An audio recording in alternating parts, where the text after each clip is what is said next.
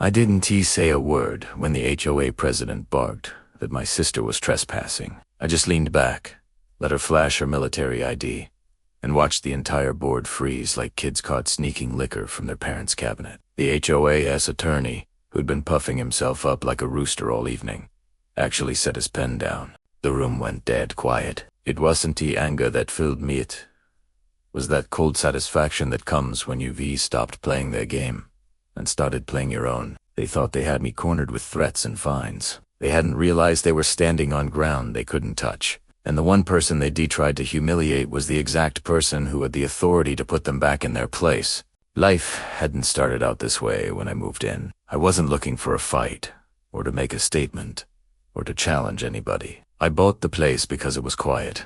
And frankly, I needed quiet. After years of working long shifts and living in the chaos of the city, I wanted something simple: coffee on my porch, afternoons fixing up a workshop, evenings where the loudest sound was the wind pushing through the trees. My little house wasn't grand, but it sat on a lot I loved, tucked against the woods with enough space for family visits and the occasional barbecue. My sister, when she wasn't deployed, would drop by for a weekend, and those were the times I lived for. I wasn't trying to push back against anyone's rules. All I wanted was a place where nothing and nobody bothered me. The trouble started small, the way these things always do. One afternoon, I found a bright yellow notice slapped onto my front door. Violation, unauthorized parking.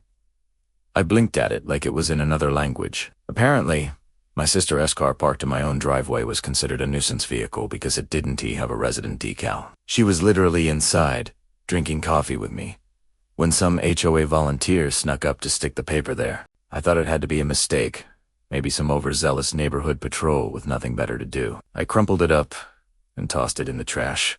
But the next week, another notice came.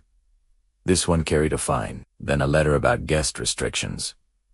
Then, unbelievably, a warning that repeat violations could result in towing. They were acting like I was running an illegal chop shop because my own sister came to visit. I tried to handle it like a rational adult. I emailed the HOA board, politely explaining that my sister was family, that her car was registered, insured, and parked on my property, not blocking the street. I attached a copy of the association's own bylaws, highlighting the section about guests of residence.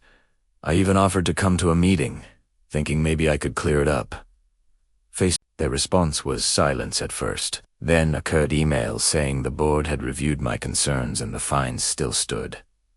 A week later, they doubled them. The final straw was when I walked out one morning to see a tow truck idling at the curb. Driver waiting for the green light from the HOA president herself. That's when I realized this wasn't a misunderstanding. This was harassment, dressed up in the thin language of rules. That's also when something shifted in me. I didn't raise my voice. I didn't storm into their office. I just stopped treating it like a neighborly dispute and started treating it like a case file. My sister had told me 100 times, they only win if you play by their script. So I dropped the script. I dug out my deed and title records, flipped through the association's bylaws line by line, and pulled the county zoning codes for good measure. What I found was almost funny. The HOA didn't even have jurisdiction over my driveway. They were stretching a clause about common visibility and pretending it applied to private property. My sister's visits, they were so eager to police, was an active duty officer with legal authority they couldn't begin to understand. She didn't like flexing it, but she was furious on my behalf, and I could see the gears turning in her head too. I started documenting everything, every letter, every fine, every grainy photo they taped to my garage door. I even recorded their board president marching up to my house one Saturday to warn me that repeat violations could lead to legal consequences. She didn't know my camera was running the whole time. At night, I'd sit at the kitchen table, poring over old HOA meeting minutes. I'd requested under state nonprofit law, buried in them more patterns, selective enforcement, financial irregularities, petty vendettas. The more I read, the calmer I got. It wasn't about stopping the harassment anymore. It was about pulling the thread until the whole thing unraveled. By the time my sister came for her next visit, we were ready. I told her to park exactly where she always did. Sure enough, within the hour, I saw the HOA president striding down the sidewalk like she was leading a parade, to board members trailing behind her. They stood at the edge of my driveway, pointing and muttering about unauthorized vehicles. When I walked outside, they announced that my sister was trespassing on community property.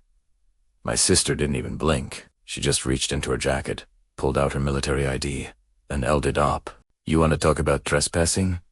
she asked calmly. The effect was immediate.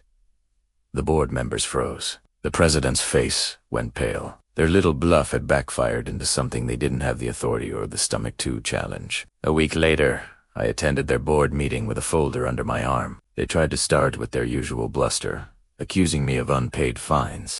I let them finish, then slid my stack of documents across the table. My deed, county zoning maps, their own bylaws, and the recordings of their harassment. I didn't say much. I didn't need to. The coup de grace was a letter from my sister's commanding officer, confirming her legal protections under federal law while on leave. It wasn't a threat. It was just a statement of fact that their trespassing claim could have landed them in very real federal trouble. The lawyer who'd been smirking at me all meeting long stopped smirking. Nobody made eye contact. The fallout wasn't instant, but it was thorough. The fines vanished. The threats stopped. A few months later, the president quietly resigned, citing personal reasons. 2 other board members followed. Their replacements seemed in no hurry to test me again. Now, when I drive past them on my way home, some of them wave stiffly. Others look down at the pavement. Either way, the noise is gone. The harassment is gone. And I've got my quiet back. Funny thing is, I never wanted revenge.